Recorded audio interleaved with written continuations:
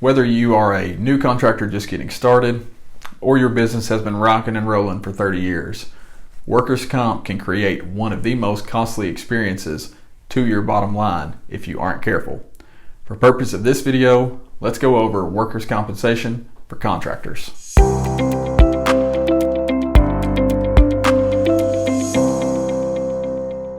I am Adam Sheridan with Reed Brothers Insurance, and one area of insurance that we focus specifically on is contractors.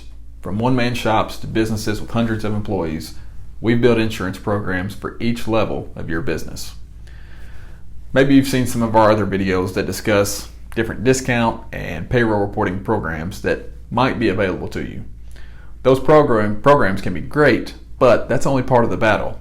If your employees aren't classified properly, if you aren't collecting certificates of insurance from subcontractors, if you're just 1099ing everybody, you're only delaying that bill that's going to be coming. And it will come, either in the mail from your workers' comp insurance company after your audit, saying that you owe thousands, if not tens of thousands of dollars.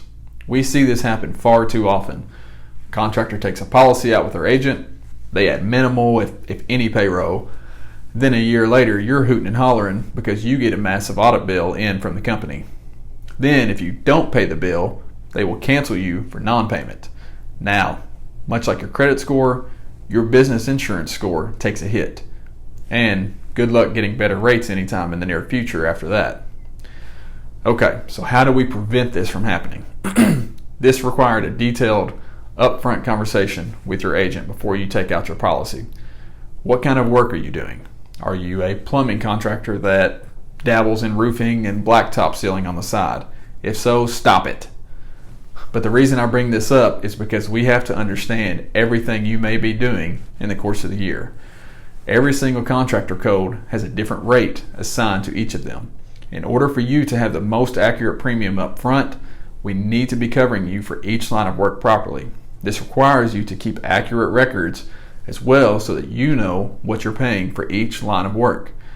You have records for flooring work that's being done, or for drywall, for HVAC. If you don't separate this out, your insurance company's automatically going to charge all those in to the highest rated code for all of that contracting work being performed. So it's obviously to your benefit to do this right up front.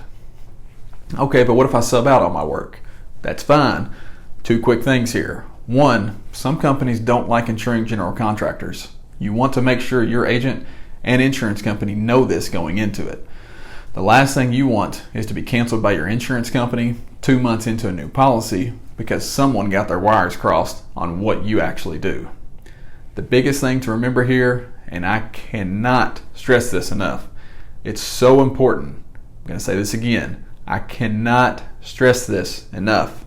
If your business uses subcontractors, whether you bring in a drywall guy, maybe an electrician, plumber, HVAC, whatever it is, you do not let them on your job site until they have provided you with a certificate of insurance from their agent showing they have an active general liability and workers' comp insurance policy.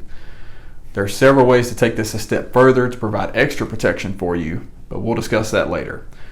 I've personally seen all kinds of crazy things happen here. Certificates provided that weren't even for the subcontractor. It was for someone else's insurance in another state. Certificates for expired policies, and so on. It's crucial to bring your agent in on this to make sure you get this system down right. Two things can happen if your sub does not provide you with a certificate of insurance. One, if they don't have workers' comp insurance, you will be the one footing the bill after your audit because you'll have to pay premium for the job they perform for you. Two, they get hurt while performing work on your job site, they can claim workers' comp benefits on your policy. And guess what? When that happens, your workers' comp renewal is getting hit with an increase. Another common thing we hear in this space, I 1099 everybody. I don't have employees. They're all independent contractors. First, good luck with the IRS and all their newly hired agents on that one, since the definition of independent contractors changed.